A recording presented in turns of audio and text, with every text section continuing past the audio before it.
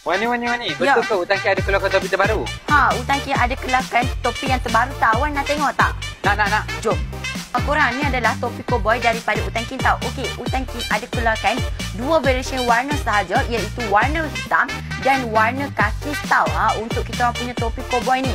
Okey, kalau korang nak tahu untuk kita orang punya topi cowboy ni, untuk kita orang punya topi cowboy ni, kalau korang nak pergi hiking ke, ataupun korang nak pergi running ke, ataupun korang nak pergi taman negara, tapi dengan cuaca yang panas sekarang ni, jangan lupa pakai dengan kita orang punya topi cowboy ni. Dan lagi satu, untuk kita orang punya topi ni, kalau korang kata saiz kepala berapa yang boleh masuk, dia boleh 55 hingga 58 cm sahaja tau.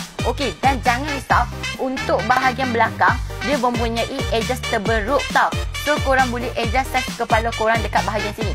Dan jangan risau juga laluan angin untuk bahagian kepala tau. Kalau korang beli, korang akan dapat juga adjustable rope untuk korang ketatkan dia.